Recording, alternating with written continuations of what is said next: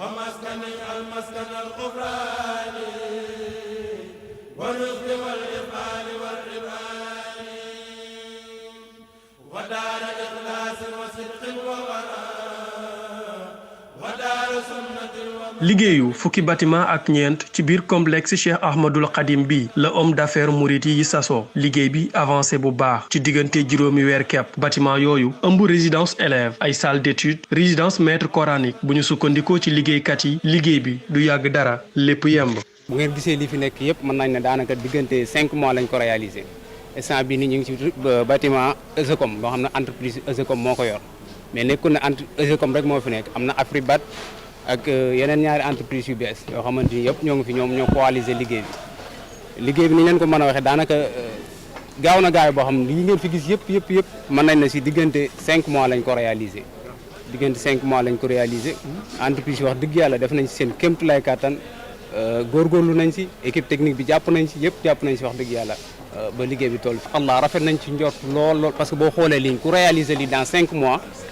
am nañ njort ne si boo xoolee ni instant bi nii niveau yi jeex na 3 niveau lañ am niveau yi yëpp daanaka presque jeex na kon il reste daanaka maçonnerie bi yooyu noonu moo si des yooyu noonu daanaka mën nañ ne du jël temps kon mën nañ ne duñ xayma carrément app mais jàpp nañ ne balaa ñoo egg ci app boobu noonu rafet nañ njort ne dinañ pare incha allah. waaw bâtiment bi ñu nekk moom résidence élève la ñu daan nekk 3 niveaux R+3 nekk RDC bi daanaka mi ngi toll si 22 chambres chaque niveau aussi dafa répété wu daanaka 22 chambres la en RDC premier étage deuxième et troisième étage mais aussi au-delà aussi on a aussi des résidences maître coranique et aussi on a des salles d'études aussi am nañ fi aussi ay salles d'études mooy yi ngeen romb fële na le ñaar lañ fi benn bi Eusecom moo ko yor benn bi Afribat moo ko yor bu si nekk 6 classes la 6 salles de cours la yaatuwaay bi toll si 45 mètres carrés bu si nekk daanaka mën nañ loolu moo fi nekk. mètre carré bi 45 mètres carrés la par kii quoi pour des salles d'études bu dee bii ni ñu nekk nii 23 mètres carrés par chambre. liggéey bii nii yëpp maanaam ñi ko jiite kuréel gi ko jiite moom naan naa ñu RAYAMS moo nekk ci ginnaaw mooy saytu liggéey mooy taxawal kii mais nag da kaa jël entreprise bi ne mu am lu mu la ci jox nga gérer loolu.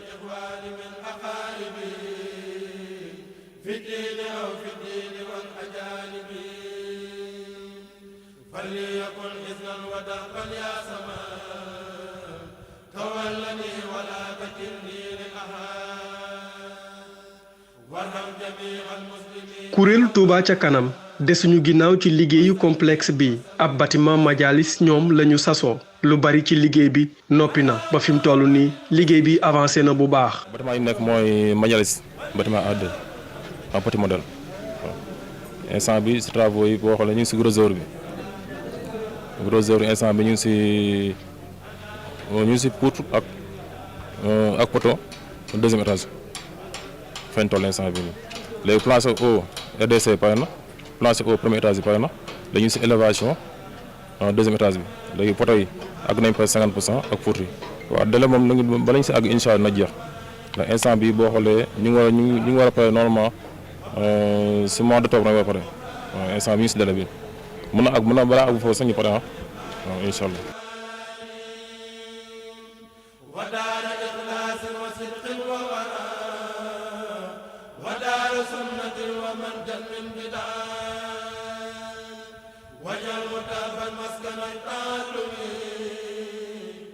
ginnaaw visite de chantier yi kilifa yi yore liggéeyu complexe Cheikh Ahmadoul Khadim bi jàkkaarloo nañu ak taskatu xibaar yi ngir gën a mën a indi ay leeral ci ni liggéey bi di doxee ak fi mu toll nii.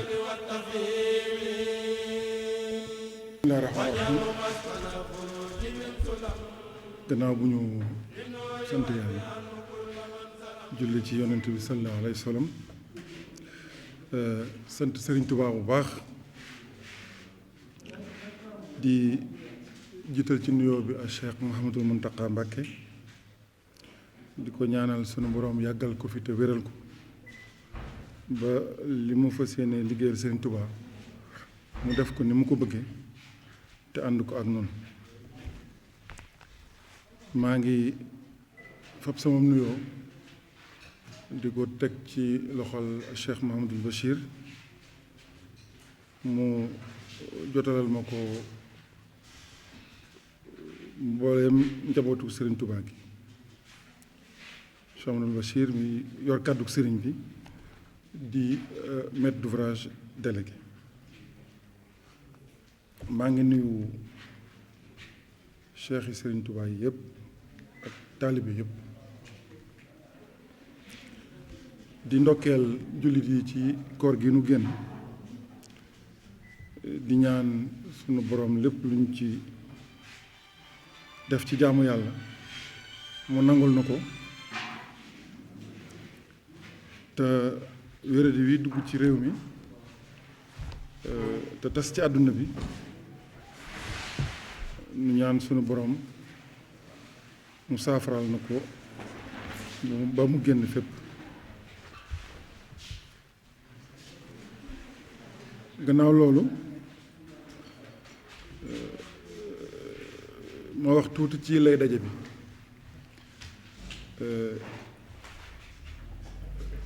dañoo tàmbali liggéey bi boobaak léegi mat na at ba at ak genn wàll ñu jàpp ne kon noonu ñi nga xam ne dañoo am taw feexu liggéeyal sëriñ bi ci liggéey bi nu ñëw dellu ci taalibe yi wax leen fi ñu ci toll sama kàddu nag man dama koy yëkkati mu jëm ci wàllu travaux yi muy bâtiment yi ñuy tabax volet pédagogique bi muy wàllu njàng mi sunu wayjur di sunu kilifa Cheikh Ahmad al Badawi ak ñi mu ko àndal dikk nañ ci jataay yu yaatu leeral loolu kon man ci wàllu travaux yi laay wax loolu nag ma ànd ko ak maître d'œuvre bi Ibrahima Niang mi nekk sama ndeyjoor ak entreprise Touba Matériaux ak directeur général Abdoulahad Ka bu Touba Matériaux nga xam ne ñoom la sëriñ bi tànn dénk ko liggéey bi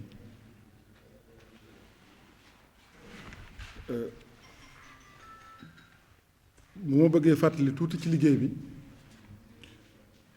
danaa wax ne projet bii day naalu Sëriñ Touba mu bokk ci yi mu fi bàyyi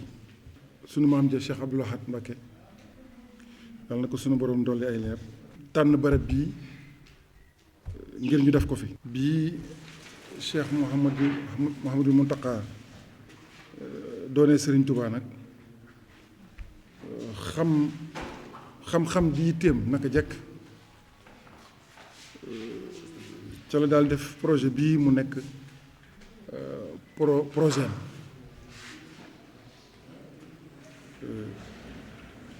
ndax moom dafa jàpp ne ci xam-xam rek moo nu mën a may nu xam sëriñ bi te lu ñu ko gën a xam gën koo dund kon projet bii foofu la dugg projet bi nag bëgg naa wax tuuti ci niñ ko organiser ndax dafa am solo ci liggéey bi yàlla dogalee ñu def pose première pierre bi le 5 décembre 2018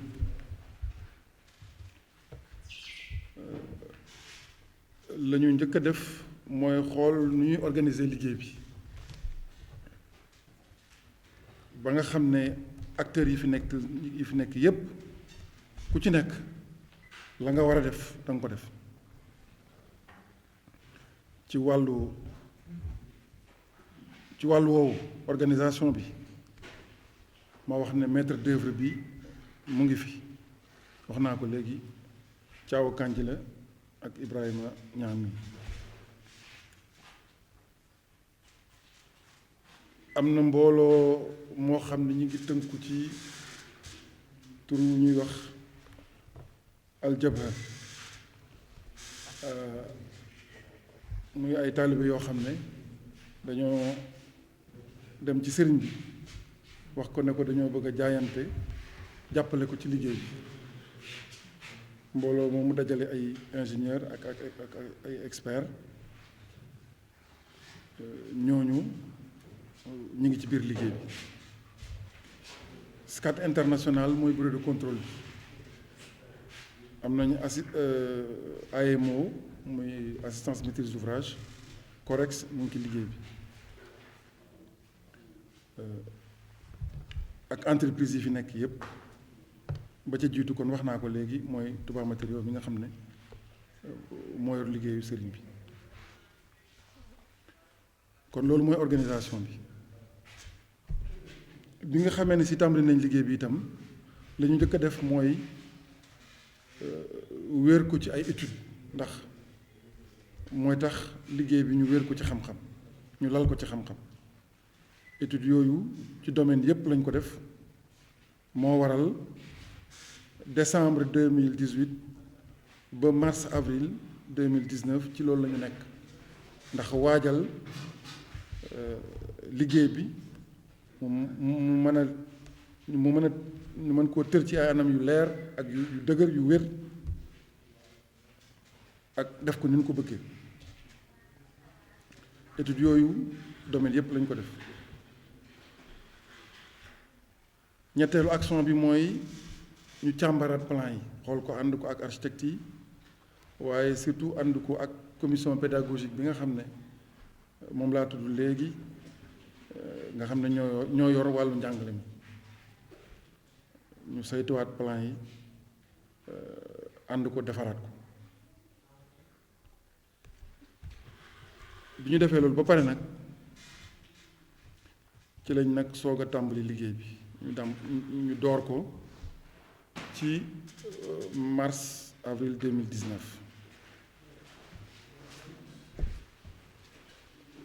di ko saytu nag ci jamono yi ñuy wax ak yéen Touba Matériaux am na fi di fi liggéey juróom-ñeenti bâtiment RAEMS muy homme d'affaires yi nga xam ne ñoo dajaloo di jàppale sëriñ bi ci wàllu daara alxuraan ji ñoom it jël nañ fi fukki bâtiment ak ñeent Touba ca kanam am nañ fi benn bâtiment benn salle d'étude Serigne Cheikh Abdoul Hakim jël na fi ñetti bâtiment mooy jumaa ji ak centre de santé bi ak restaurant bi muy waaj a tàmbali Hizbu Tarqiya ñoo jël kër xasida yi mu doon benn bâtiment opérateur économique Touba yi jël nañ ñaari amphithéâtre 500 ñaari amphi 500 moom lañ jël kon loolu boo ko xaymaa war naa toll ci fanweeri bâtiment loolu kon mooy ñi fi nekk. asalaamaaleykum wa rahmatullah gannaaw bi ma leen nuyoo di leen jaajëfal fa ci yéen journalistes yi parce que xam naa ne métti na parce que suba ba léegi ñu ngi fi di wër chantier bi te xam naa ne du yomb xam naa damay dellu si tuuti rek ci historique gu projet bi nga xam ne gannaaw bi nga xamee ne Cheikh Bass sëñ Abdou Khadre jox nañu ci ndigal ñu war a gaaral projet université bi ci diir bu gàtt ndaxte boobu war nañ koo tàmbale ci lañ commencé liggéey bi mu jàppale ñu ci jàppale bu am solo ndax bi ñu njëkkee ñëw seet si site bi ñu ko xoolee mu ngi toll ci 24 hectares yu topp 24 hectares yi bi ñu ko xoolee seet ñi nga xam ne ndongo yi nga xam ne ñoom ñoo war a nekk ci site bi ñu ngi koy xayma ci fukki junni 10 000 élèves léegi booy seet 10 000 élèves yooyu ci xayma dëkk bu ndaw la ci Sénégal 10 000 personnes boo koy seet dëkk bu ndaw la booy seet une ville moyenne au Sénégal ça tourne autour de 10 000 personnes donc dëkk lañ nekk biñ demee ba xam nag ci dëkk lañ nekk ñu seet nan la ñuy gaaralee projet bi ni ñu koy gaaralee mooy dañoo seet li nga xam ne dëkk bi baaxoo na ko murid yi baaxoo ko ñu ne nañ tëralee noonu projet architectural bi tëralee ko noonu mooy yaakaar naa ne ñu bari mën nañoo xam ne walla bu fekkee am nañ tuuti seetlu bu fekkee dem nañ ci dëkk murid war nañoo xam ne dëkk bii dëkki murid la ndax na mu tëddee loolu nag moom moo ñu guidé pour ñu mën a gaaral projet bi donc li ñu njëkk a def nan lañuy reproduire une ville mouride ci kaw loolu ci lañ am ay maanaam am ay nattukaay parce que boo nee ville mouride moom seet ni nga xam ne par exemple sëñ bu mag bi ak ndongo yu mag yi nga xam ne tarbiya nan nañ dëkkee woon loolu mooy ville mouride du ko génn donc ñun loolu lañ jël reproduire ko ci 24 hectares yi ba nga xam nga loolu moom dafay mbaax la sax ci lislaam ndaxte yonent bi sallallahu alayhi wa sallam bi nga xamee di jógee koo na fi jullit yi amoon nañ jafe-jafe am lu ñuy wax espace islamique loo xam ne ñoo ko moomal seen bopp waaye bi nga xamee ne am nañ problème boobu nga xam ne espace bi ñu njëkk maanaam bërëb bi nga xam ne njëkk nañ koo tabax par la pierre yoo xam ne jullit ñoo ko moom ñu ngi ko def ci Syrie ce qu'on appelle la mosquée des Omeyyades te bañ koy def dañ ne kat na yonent bi dëkkee woon moom la ñuy jël gaaral ko ci kayit tabax ko mu doon espace islamique parce que ñeneen ñi leen jiitoon ñoom ku ci nekk am nga loo xam ne yaa ko moomal sa bopp donc moo taxit ñu nit bi nga xamee ne loolu yoon la junj la bi nga xamee ne sant nañ ñu liggéey bi li njëkk a def nan la ñuy reproduire ville mouride ci université bi noonu lañ ko tëralee beneen problème bi mooy xam ngeen ne bâtiment moom ay objet la toujours dafay am loo xam ne moo ko war a suuxat moo ko war a dundal moo tax bi nga xamee ne dem nañ ba xam ne lii ay objet am na loo xam ne maanaam boo defaree suñu borom bi sax bu ñu defaree doomu aadama ba pare dafa jël roue dugal ko ci biiram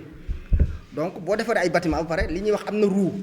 loo xam ne moom mooy dundal esprit concept yi mooy dundal bâtiment bi ñu ne kat kon ci dëkk bu mel ne Touba lañ nekk di ci misaal garab gi nga xam ne moo sax digg àjjana am ay bànqaasam law war fépp ñu ne kon kat concept image bi nga xam ne moom la ñu joxe mooy image yu garab bu ngeen di seet plan masse bi image yu garab la garab googu yàlla defal ñu tawféex programme bi nga xam ne professeurs yi joxoon nañ ñu ko pour ñu defar ci université bi juróomi bànqaas la xam nga muy am leneen loo xam ne aussi du gànn ci biir xam nga loolu yëpp ay junj la parce que l'islam moom ku ko xam-xam moo waxee juróom bànqaas daf lay delluwaat ci l'islam donc nga xam ne loolu mooy concept architectural bi nga xam donc loolu lañ jël pour dundal université bi xam ne bu ñu la waxee lan la nga ne mooy garab gi nga xam ne kat moom moo sax àjjana wër fépp amee juróomi bànqaas yi juróomi bànqaas yu nag moom lañ tas ci plan masse bi mu méngoog programme bi nga xam ne sëñ Axma moo ko jiite professeur yu jox ñu ko ñu gaaral ko ci biir bi ñu defee loolu ba noppi daf ci am ay éléments yoo xam ne ci biir université bi aussi loo xam ne lu important mooy li ñuy wax amphithéâtre nga xam ne booy seet ci plan masse bi sax nga xam ne bu noppee bañ génne yoon yi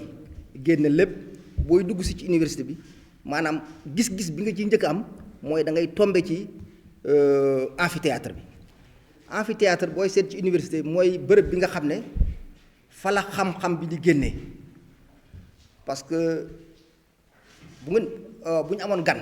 boo xam ne murid am nañ ko muy borom xam-xam ñu ne kat war naa def discours war naa joxe xam-xamam bërëb bi gën a yell pour mu joxe discours joxe xam-xam ci bërëb ba nga xam ne la ñu jàngalee xam-xam moo gën a yell te bërëb boobu ba ci gën a yell ci bërëb boobu mooy amphithéâtre donc mooy lieu d'enseignement la mooy élément bi nga xam ne je pense que bokk na ci élément yi gën a important ci biir université en dehors des salles de classe parce que fa lay xam-xam bi di ballee te fa lañ koy mooy élément fédérateur amphithéâtre boobu am leneen loo xam ne aussi dugg na ci biir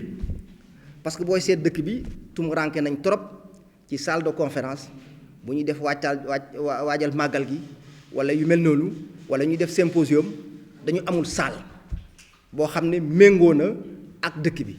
moo tax aussi ñu def ci benn amphithéâtre boo xam ne 1500 la ak juróomi téeméer yoo xam ne mën na koo jël yoo xam ne yaakaar naa lépp loo xam ne yoon yi bëgg na koo def ci manifestation mu lu xam ne jëm na ci wàllu xam-xam mën nañ ko faa defee maanaam cérémonie màggal bi sax yaakaar naa ne war nañ ko faa mën a defee parce que am na capacité boobu. beneen élément bi nga xam ne moom moo lu important la ci kii bi mooy bibliothèque bi manoo tudd université te tuddoo bibliothèque lu tax parce que fa ngay jëlee xam-xam bi gannaaw par exemple cours yi nga xam ne wala njàngale bi nga xam ne professeurs yi wala maître coranique yi wala sëriñu daara yi ñu ngi la ko jox fa nga mën a demee gëstu sa bopp pour man fa jëlee xam-xam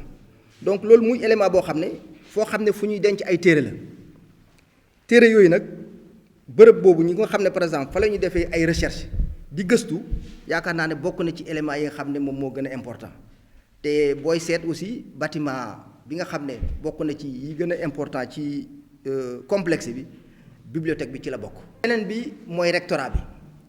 waaye dañoo jël rectorat ba pare taftal ci li ñuy wax fondation rectorat bi moom man yaakaar naa ne mooy fépp fu nga xam ne par exemple l'administration bi nga xam ne ñoom ñooy saytu université bi ñoom foofa lañ nekk te saytu boobu nag dafa ànd ak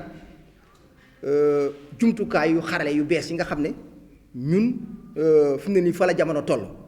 ba nga xam ne lépp loo xam ne war na ci saytu walla dalal ndongo yi ba dugal leen ci université bi yaakaar naa jumtuwaay yooyu saytu aussi njàng mi ñu fi njàngal jumtuwaay yooyu yëpp jël nañ ko ba ci rectorat mu bokk donc aussi bâtiment boo xam ne bu important la ci université bi waaye bi loolu weesu aussi am nañ ay yeneen yoo xam ne toftal nañ ko ci yoo xam ne maanaam jamono moo ko laaj parce que li ñuy wax ne boo demee ci amagu fi boo demee ci université yi nga xam ne ñooy université moderne boo demee même Europe université yi nga koy fekk bokk na ci te jamono yii la bi mu génnee yàgg na mais du université yi ba ngay fekk booy seet ci Afrique soowu jant benn moo ko fi am te gonflable la mooy Ghana moo ko fi am gonflable la mooy li ñuy wax planétarium mooy lépp luy saytu ilmu nujum yaakaar naa loolu koy xam voilà lépp luy saytu biddiw yeeg weer yeeg yu mel noonu moom mooy njëriñam donc loolu dañoo seetle fi mu ne nii université yi nga xam ne mooy université yi nga xam ne ñoo méngoog fi mu ne am jamono mënuñ koo ñàkk ñu toftal ko ci xam naa ne buñ demoon xam sax ba nga xam ne war naa mel ni mu war a mel yaakaar naa ne maanaam kiiwu weer dinañu wàcc. beneen bi aussi bi nga xam ne am na mooy data santé bi nga xam ne moom it mën nañu wax ne moom it daf ñoo dab ci biir parce que ci projet initial bi kiiwuñ ko ci woon waaye bi nga xamee ne laaj na ko dugal nañ ci data santé bi nga xam ne aussi moom am na li may kiyee foofu rek mooy pour insister ci importance su projet bi ci biir au-delà de la communauté mouride c'est-à-dire dafay permettre maanaam rayonnement communauté mouride sur le plan international c'est je pense que aspect boobu peut-être kiiwuñ ko ci parce que c'est vrai murid ñoo koy tabax ñoo ko moom dañ naan université murid la waaye bu paree dayoo bi nga xam ne par exemple dina ko peut-être joxaat communauté murid bi du bokk ak par exemple bi nga xam ne par exemple université bi noppeegul beneen aspect bi booy seet aussi bâtiment bi sur le plan boo gisee aspect bâtiment yi am na ñu bëri sax ñuy wax ne par exemple sur le bâtiment lu tax defu leen architecture mouride may wax ne souvent architecture mouride du maanaam c'est pas du matériel forme maanaam le vide li nga xam ne par exemple mënoo ko laal mënoo cee teg sa loxo te nga mën ko sentir loolu mooy architecture mouride du matériel bi ni ma la ciy joxee misaal boo demee par exemple ci dëkk murid bi nga xam ne par exemple borom dëkk ba mooy uf pénc mi jàkka ji nekk ci kanam xam nga loolu du jëmmi pénc ma wala jëmmi dëkk ba waaye na mu tëddee loolu mooy assi loolu mooy vide yi loolu moo ëpp solo maanaam ni nga xam ne noonu la tëddee moom moo ëpp solo aspect bi nga xam ne moom la nit ki di jàkkaarloo te gëm naa ne bâtiment yi nga xam ne defar nañ ko bu paree ci architecture mouride lay bokk communauté bi dina ko aakimoo mu doon référence ci paysage architectural bu Touba parce que première la mooy bi nga xamee ne gaaral nañ ko ñun dañoo def ba nga xam ne prévoir nañ buy université màgg nu muy màggee ci plan bi ñu defoon bu fekkee ëllëg dafay màgg wala am bâtiment yoo xam ne dañ ci yokk nan lay màggee ba nga xam ne ñi nga xam ne ñëw nañ yokku ci wala loo xam ne ñun boolewuñ ko ci woon ñu yokk ko ci dina am place boo xam ne réservé woon nañ ko pour loolu parce que prévoir nañ yokkute université parce que université booy seet xoolee université Dakar bi kañ lañ ko fondé woon ba léegi ñu ngi fay defar ay bâtiment nga xam ne donc du loo xam ne maanaam ci maanaam sa njalbeen rek lay mat day dox et puis jamono day dox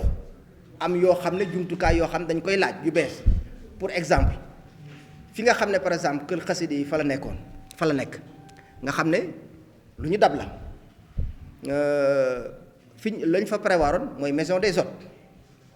waaye maison des hôtes boobu feneen lañ koy yóbbu bàyyi foofu parce que foog nañ ne foofu moo gën a yell moo gën a ci bërëb bi ci espace bi moo gën a yell pour kër xaside yi moo tax loolu moom doxin la ba nga xam ne tëjuñ ko parce que boo tëjee projet bi rek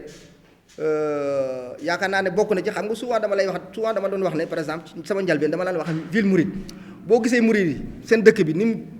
différence bi am yeneen dëkk yi mooy ni muy yokkoo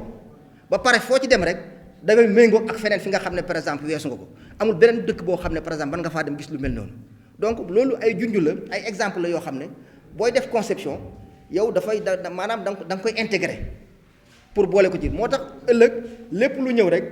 université mën naa yokk dañoo wax ne par exemple 10 000 mais 10 000 yi mën nañoo dem ba 15 000 mën nañoo dem ba 15 000 étudiants loolu lu ñu bàyyi woon xel la bi ñuy gaaral projet bi. waaw projet bi yaakaar naa ni ñu koy saytoo mën nañoo wax ne projet yi gën a mag ni ñu koy defee noonu lañu koy defee fii mën naa wax ne sax xëy na néew na projet yi yu ñuy saytoo nii ndax fii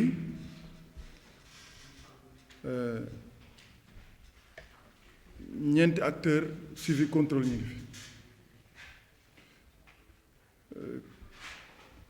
ku ca njëkk mooy maître d'œuvre bi ndax maître d'œuvre bi dafa def étude architecturale étude technique yi waaye itam yor suivi architectural ak suivi technique donc ñoom maître d'œuvre bi ñoo concevoir projet bi waaye ñoom it dañ koy suivre ci seen liggéey la bopp te dañuy contrôler entreprise yi ba xam lañ xalaatoon méngoo na ak li ñuy def boobu benn niveau de contrôle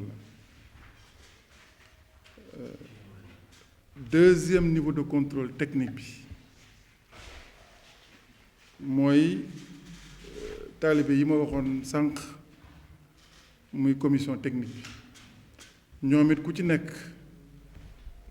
fi sa xam-xam màcc dañoo booloo di saytu liggéey bi ku ci nekk ci sa xam-xam loolu di lu am solo ndax ñoom li ñuy def ngërëmul sëñ bi lañ ci yaakaar fayuñu leen ngir loolu te yaakaar naa loolu am na solo ci liggéey bi. Troisième niveau de contrôle bi mooy bureau de contrôle bi muy SCAT SCAT international bureau bu mag la boo xam ne ñëpp xam nañ ko liggéeyam mooy dañuy saytu ba xam norme yi nga xam ne moom la ñuy liggéeyee fii dëppoo na ak norme internationale yi norme technique yi ñoom ñooy viser plan yi ñooy def contrôle qualité ci matériaux yeeg leneen béton beeg yu demee noonu te itam seenu nekk fii mooy tax projet bi mën a am ëllëg li ñuy wax assurance décennale waaw loolu itam lu am solo la ci projet bu mag.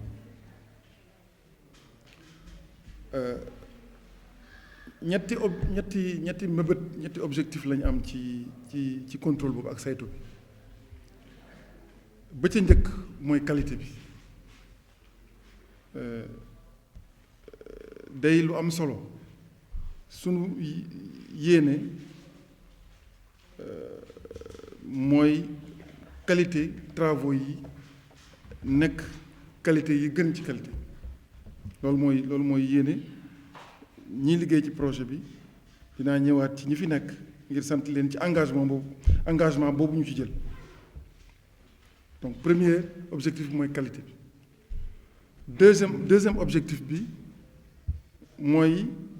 délai yi ndax ñun li ñu bëgg mooy projet des koy tënk ci ab durée te dañoo jàpp ne projet bii ñetti at gën kaa bari ñeenti at incha allah war naa noppi te ni ñu ko waxee léegi ci avancement bi yaakaar naa ñu ngi ci délai yooyu ma profité ci rek wax ne président de la République bi mu fi ñëwee dafa wax ne yéen sama fast track bi yéen a koy doxal waaw kon fii ñun fast track la ñuy doxal ngir liggéey bi baax te am qualité. Troisième objectif bi ñetteelu objectif bi mooy coût yi ndax ñun bu ñuy li ñuy def lépp dañuy bàyyi xel coût yi ma bëgg a dalal xelu taalibe yi wax leen ne leen fii surcoût du fi am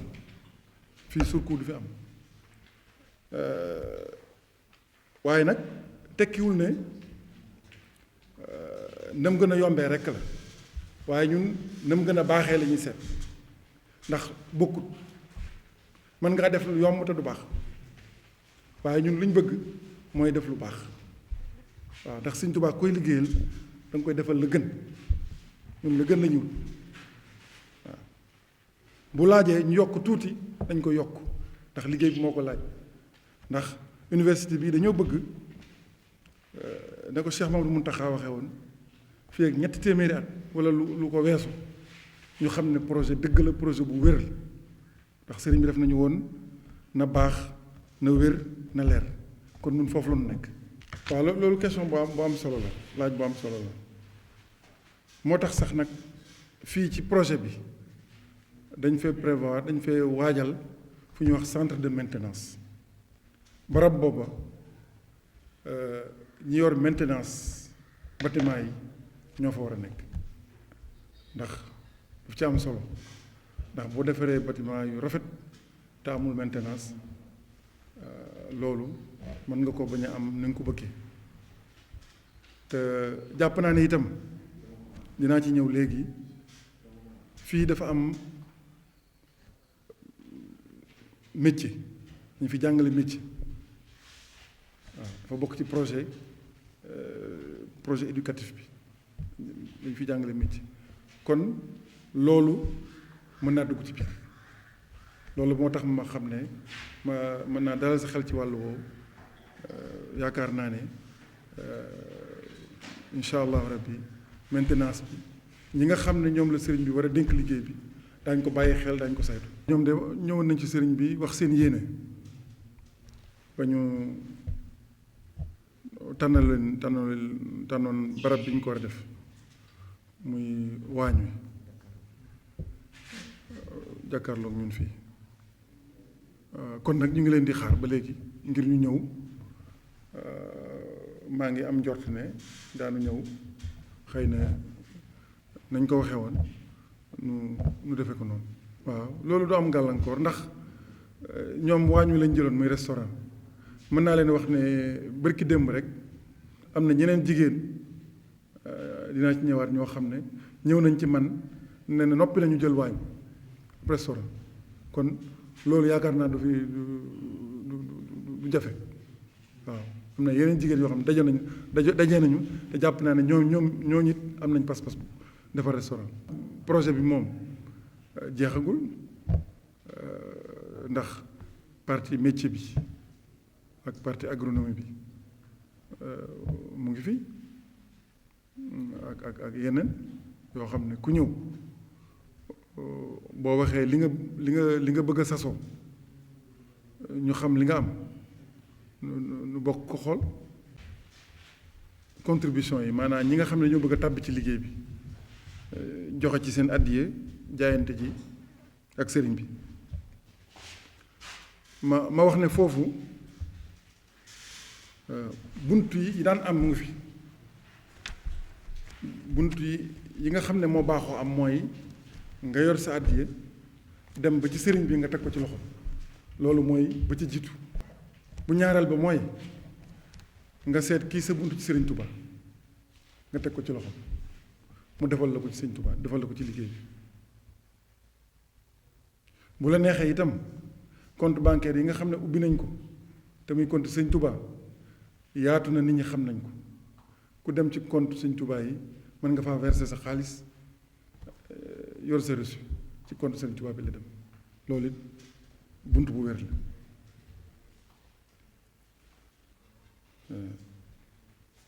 xëy na pour yombal itam joxe bi ci yenn marché yi walla ci yenn barab yi def nañ fa ay gaal loolu it am na lu ngir yombal rek waaw ndax kër sëñ Touba gi gaal a nga fa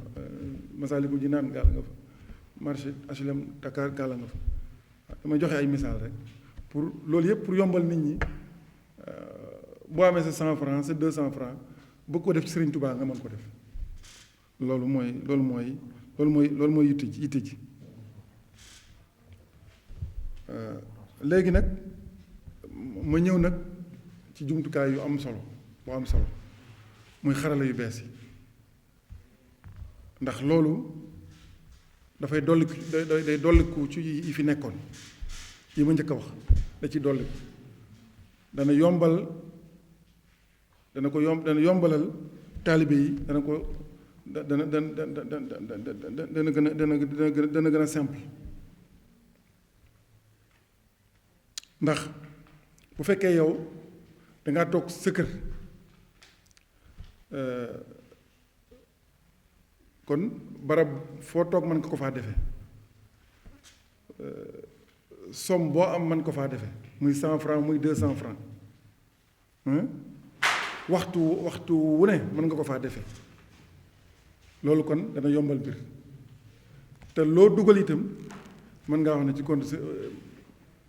compte Sëñ Tuubaa bi directement lay dem loolu mooy Orange Money bi loolu moo tax ñu indi ko ngir yombal taalibe yi liggéey bi loolu rekk la kon dinaa ko waxaat boo defee dièse 144 dièse def dièse 611 dièse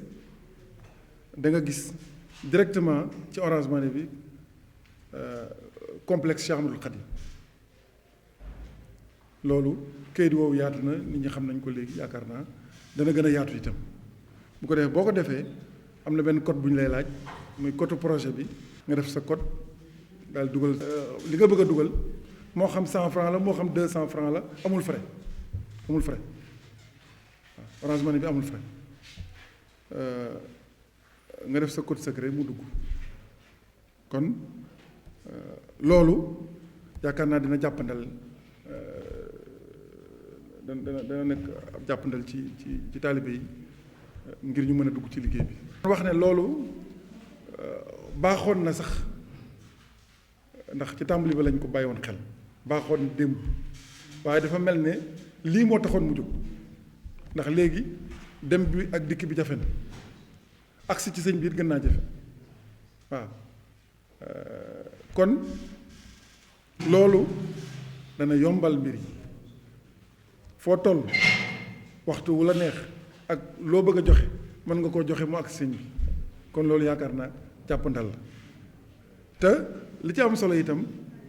mooy na ko nit ñi xam mooy bu la neexee mën nga koo dugal bis bu nekk mën nga koo dugal ay bis bu nekk walla weer wu nekk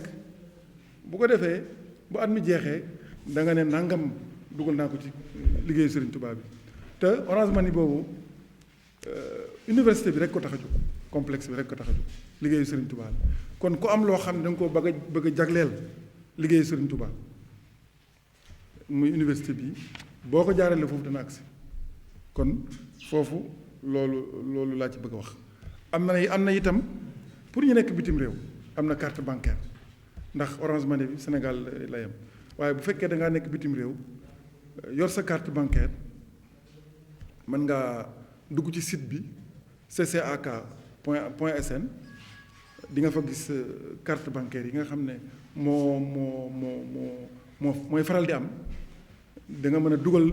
li nga bëgg a dugal te day dem directement ci compte Sëñ Tuubaa waaw kon loolu itam ñu nekk bitim réew la te yor carte bëgg a jaayante ci liggéey bi waaw ngir bu ma bëggee tënk daal ci wàllu soññe bi mooy sunu maam Cheikh Abdou Lahad yàlla na ko sunu borom doole ay leer bi muy wootee jumaa ji ñu yokk dafa wax ne booba daf ko woote te nawet bi nanguwul mu ne nawet bi nanguwul waaye xam naa ne xol yi nangul nañ Sëriñ Tuubaa kon Cheikh Mouhamadou Mountakha loolu la xam gu mu xam nangul gu xol yi nangul Sëriñ Tuubaa moo tax mu am fitu jël projet bu mel nii song ko il faut nga am fit il faut nga am jom il faut am ngëm-ngëm il faut nga gëm ni Sëriñ Tuubaa ak taalibeem yi mën nañ koo liggéey loolu mooy li ma ci bëggoon a jaaxal ci wàllu équipement yi waaw équipement bi moom accès guñ ci fi ñu toll nii ci wàllu informatique bi ngay wax nii li ñu bëgg mooy defar data center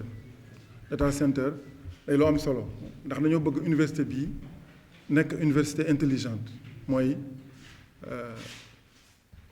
ba ci njàngale mu sori nga xam ne mën ngaa nekk Al Azhar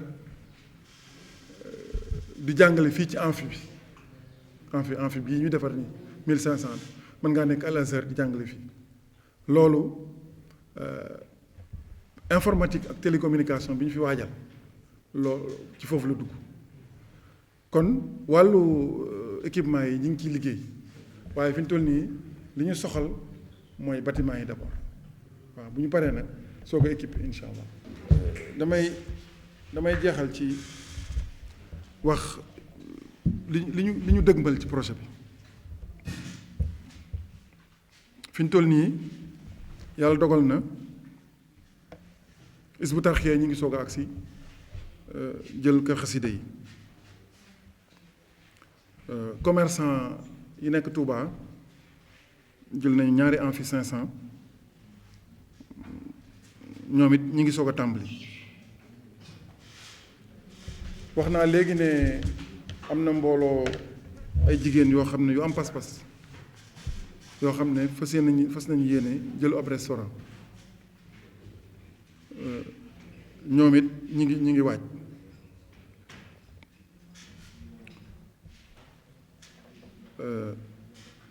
wax nañu léegi daayira douane bi nga xam ne penc yi ci daara alxuraan ci mooy barabu jàngukaay ndax dañoo bëgg ci daara alxuraan ji architecte yi dañ faa waajal ay penc lañ ko tuddee waaye mooy ay mbaar rek yu nekk ci bitti mbaaru jàngu waaw mbaaru jàngu la yu nekk ci bitti yooyu yaakaar naa ñi jaar ci daara yi xam nañ ko waaw loolu yaakaar naa itam da ci am solo loolu itam am nañu ko jël am na itam am mbooloo ñoo xam ne dañoo bootu ci Sëriñ Moustapha moom Sëriñ Abdou Khadre sunu wajur Sëriñ Moustapha moom Sëriñ Abdou Khadre ñoo xam ne dañoo jël wàllu aménagement bi maanaam lépp luy garab ci université bi ñoo ko laaj nañ leen ko jox ñu liggéey ko ci wàllu woowu études yi fekk na sax études yi pare na ba liggéey nañ ci ñoom ak ki doon def études yi ba daanaka jubóo nañ ci loolu nga xam ne bu yàlla dogalee ñu war cee jublu rek du am benn jafe-jafe loolu mooy ñi nga xam ne ñoom la ñuy séntu wala boog ñi ngi soog a tàmbali. ma ñëw ci état bi ndax état bi dafa jël engagement def lu ñuy wax VRD yi mooy tali yi assainissement bi ak électrification bi loolu état bi jël na ci ay engagement ministre enseignement supérieur bi mu fi ñëwee feddali na loolu nag day lu am solo ndax mooy jëmbal projet bi moo koy jëmbal bu tali yi génnee rek projet bi dana gën a leer te loolu itam ñu ngi ciy séntu état bi ndax ministre bi dafa waxoon bi mu fi ñëwee ne projet université yi bari na Sénégal waaye bii mooy suñu université bi nga xam ne ñoo ko concevoiral suñu bopp di ko gérer suñu bopp di ko yoral suñu bopp ñoo ko moom ñoo ko concevoir yoral ko suñu bopp waaw loolu day lu am solo kon VRD yi ñu ngi ciy séntu état bi ñi ngi yaakaar itam ci état bi lam engagement yi ñu fi jëloon ci wàllu centre de formation professionnelle bi nga xam ne dañ ko bëgg a def ci 15 départements ci Sénégal département Mbacké bi dañ fee waajal benn te booba Touba lañ ko indi te ñu ngi wax ak ñoom ngir ñu dugal ko ci université bi jubóo nañ ci sax daanaka fi ñu ko war a def ci à peu près 3 hectares kon ñu ngi wax ak ñoom ci wàllu woowu pour xool ba xam nuñ koy jëmmalee lool. mënumaa jeexal nag te santuma foog ma sant wax naa léegi tàmbali naa ko sax ci ñi fi nekk acteurs yi fi nekk yëpp muy ñi nga xam ne ñoo yor saytu bi ak entreprise yi duma ci bu ma ko bëggee lim dana yàgg te dana waaw ku lim juum waaye daal ñëpp wane nañ seen pas ak seen yéene ci liggéey bi ku ci nekk dangaa jàpp ne lay sa warugar kenn waru la caa soñ waaw kon nag ku ci nekk ñoom ñooñu ci jamono bi ñu toll nii ameel naa la ak cant ci turu sëriñ bi ak Cheikh Mamadou Bachir muy maître d'ouvrage délégué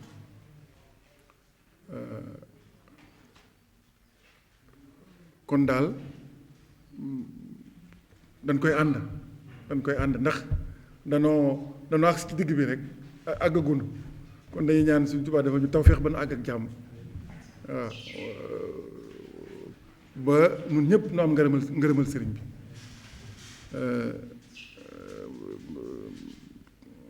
ma sant itam sama kilifa yi muy Cheikh Mamadou Bachir mi nga xam ne ca tàmbali bi ba léegi lépp loo xam ne mën na ko cee def ci wàllu xalaat ak yombal mi ngi koy def te di ñu woon yoon wi wax naa ko léegi suñu wayjur Cheikh Ahmadou Badawi bi mu yor wàllu njàngale mi itam amel naa ko cant ci turu ñi fiy liggéeyee ñëpp ndax saa yu ñu leen soxlaa ci lu mën a doon dañuy ñëw te yable équipe ñoo xam ne dañuy ñëw ànd ak liggéey bi lañ ci bëgg nu ànd ko def ko kon ñooñu it amel naa leen gërëm ma sant leen nag yéen journalistes yi